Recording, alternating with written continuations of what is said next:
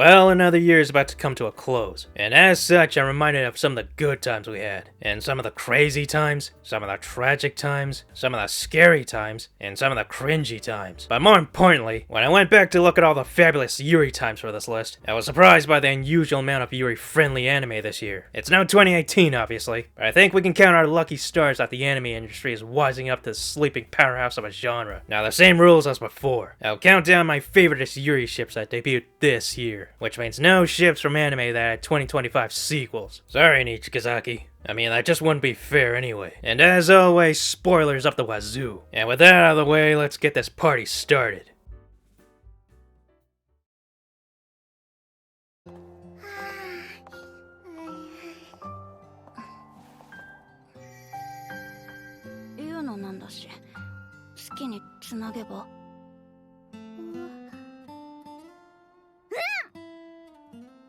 Number 5. You and Suzu.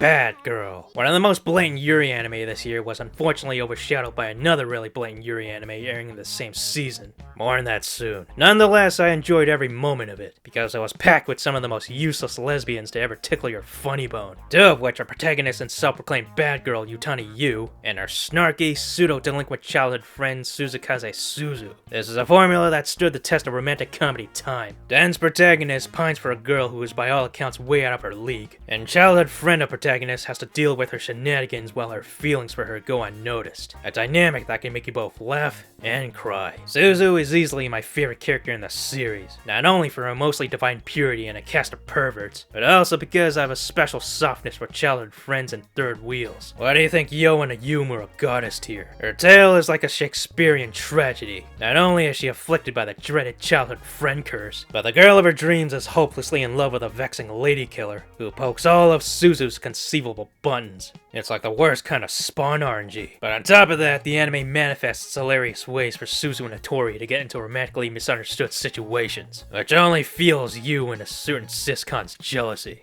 Again, being a childhood friend is torment. Nonetheless, I respect Suzu's resilience and the goofy dynamic she and Yu shares. No matter the nonsensical attempts to win Hattori's affection, Suzu would tolerate them. Probably because she cherishes all of Yu's loveliness and brain rot. And while Yu is the definition of a disaster lesbian, not all her brain cells are hardwired to think of Hattori. It's a well-known fact that Yu would be a wreck without Suzu. And she knows it, which is why Yu also doesn't take their friendship for granted. One of the most tender moments of the anime is when Yu playfully teases Suzu by squeezing her soft and tender thighs. Physical and flirtatious, moments like these can only manifest when you're 1, childhood friends, or 2, love someone unabashedly. And we know both girls fall under both categories. Now if only they can fix their stupidity. Go!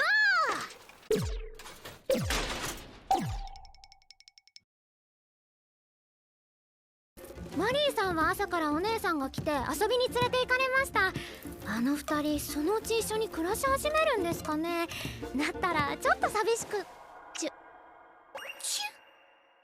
Number 4. Satoko and Konoha. Ninkoro. This anime completely took me by surprise. It delivered on so many fronts. Action, comedy, drama, and the gay. So much gay. And though they aren't the gayest couple in the show, this crazy duo still packs quite the wallop. Initially, I was expecting nothing more than wacky hijinks and the occasional Yuri fanservice with these two. But to my surprise, the series actually gives them a noteworthy romance. It's subtle, but the seeds have definitely sprouted. The anime was so good it even compelled me to check out the manga. And I can confidently say these goofy dorks will reach critical Yuri mass. So why are they so damn good together? Well, ironically, they actually aren't that good for each other. Satoko is a klutz, and would get lost just trying to find her footing, which is the farthest thing from reliable if you're a hitman. And Konoha is cold and manipulative, and has no compunction taking advantage of a helpless and naive shinobi. By all accounts, this will be a stupid and toxic relationship, but that was how they first started out. And as they ran the gauntlet of the high-stakes assassin business, they slowly but surely came to realize how much they need each other. And that's what makes these two so appealing to me. The relationship and interactions are so bonkers that I just end up laughing out loud. And they even did the unthinkable by making the stone-cold Konoha come out of her shell to protect her beloved partner. She came a long way from abusing a corpse. It also helps that they remind me so much of one of my favorite ships, that being Shamiko and Momo from the Demon Girl Next Door. The main difference difference is how they switch cup sizes. Again, what sealed the ship for me aside from the hilarity is how they grew into life partners by the end of the show. Initially, they were nothing more than conveniences to each other, but seeing Satoko become more and more involved with Konoha, to the point of even putting her life on the line for her despite having 0 fighting stats, was just pure heartwarming. But most significant was Konoha's development, where she would eventually open up to someone for the first time without realizing it, and even share her most deeply kept secret. The only thing holding them back from being higher on the list is their shortage of sexual tension, which my next ships have in rainbow spades.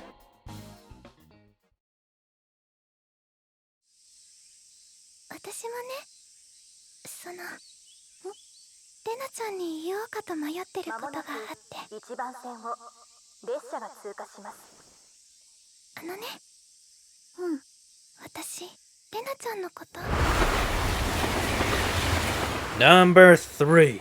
Renako and Ajisai. Watanare. Whoa, who would have seen that one coming? So the year's most prominent Yuri anime is obviously going to give us the year's most prominent Yuri ships. Honestly, I had a tricky time deciding amongst the candidates. Each of them were glory incarnate, and I can go on and on about how amazing these dorks are. But at least until I watched the Watanare sequel, the fabulous Senna Ajisai just barely edged out her love rivals Mai and Satsuki. I will say that Renako's relationship with Mai and Satsuki are easily more entertaining, but I don't think you'll find a single person who would tell you that the relationship is more healthy. At the end of the day, the character's optimum happiness is my happiness, and Renako and Ajisai fits that mold perfectly. I immediately found myself connecting with Renako when she started elevating her to goddess status, because she's pretty much saying what the viewers are thinking.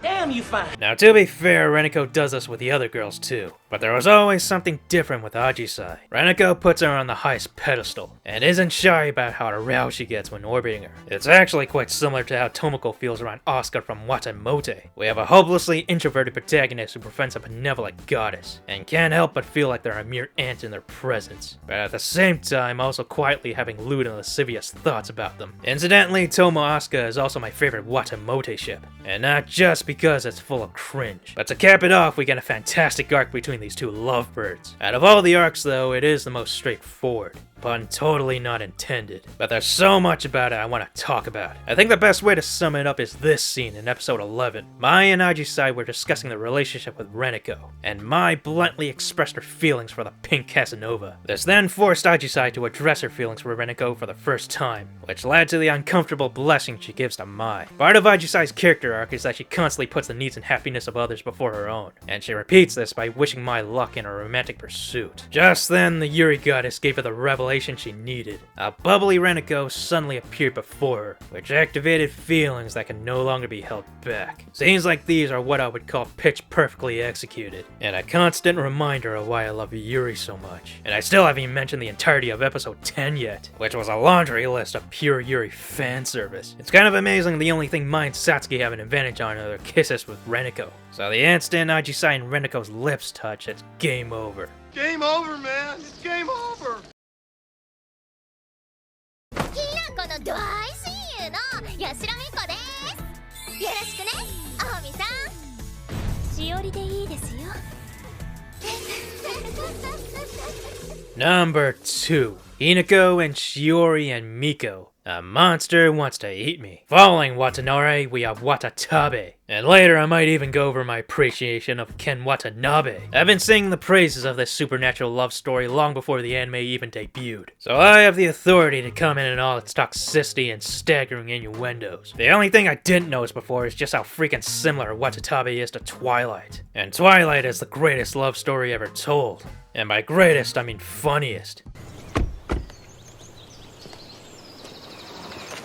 Doesn't he own a shirt? I just couldn't decide who was a better fit for Hinako. Both Shiori and Miko have convincing cases when it comes to being Hinako's gay monster waifu, and both have such intriguing backstories relating to their gay human waifu. Although there's no doubt which of the two holds the most romantic tension with our lucky protagonist. It's not even a competition, though I'm sure some crazies out there will give me a detailed spiel about how amazing a Shio-Miko union would be. Wait a minute. Aside from being hopelessly in love with Hinako, both girls have different ways of showing their concerns and affection. Miko close to the quintessential Osana Najimi, which already gives her big points in my book. She constantly floods her dearest friend with unholy amounts of optimism too, which almost feels jarring considering how Hinako hardly reacts to anything emotionally. I know, it's uncanny. Then there's Shiori, who reaches seductress level Bishoujo with her ever constant ready for supper time face, with Hinako being the main course. By the way, something I've always been curious about is if the eating euphemism is all that prevalent in Japan. Like, how big of a deal is it? Obviously, here in the West, it's a joke that keeps on giving. How often have I made wry comments on thirsty female characters looking to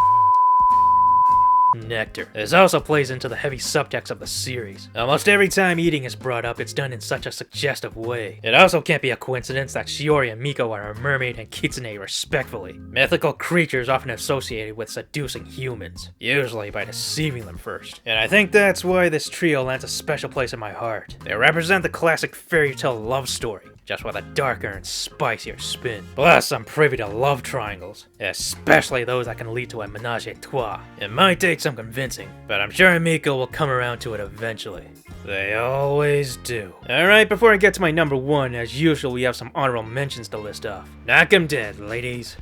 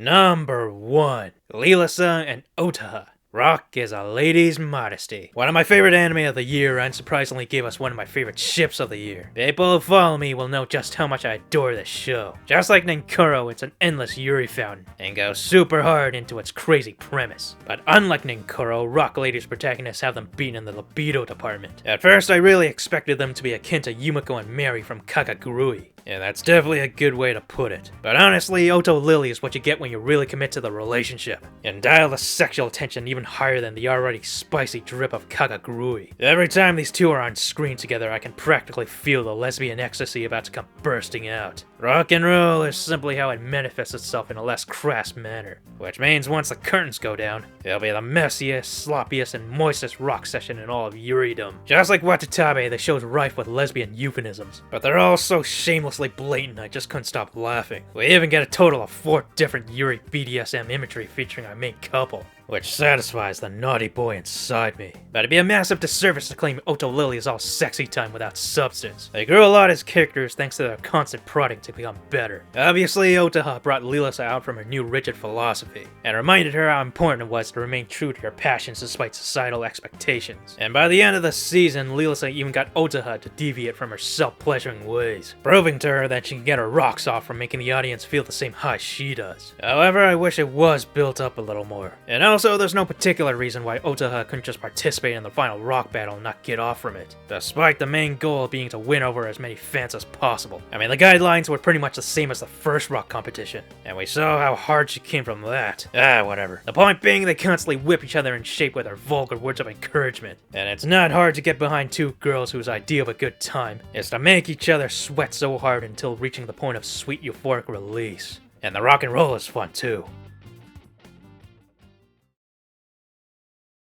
Alright, that's a wrap. Who are your favorite ships of the year? Let me know so I don't feel like I'm talking into the void. Like I said earlier, it's been a great year to the Yuri cause, and the fun ain't gonna stop now. After all, in a couple of weeks we'll be getting some real bangers. But even still, I have major cravings for continuations of some of the selections in this video. Primarily Ninkoro and Rock Lady. There's just so much of their story that has yet to be told on screen. And obviously Watanare already has its sequel. And I'm sure you know how big of a f***ing deal it is for a Yuri show to get subsequent seasons. Might as well just hand them the Nobel Prize. Alright, that's all. See you next year.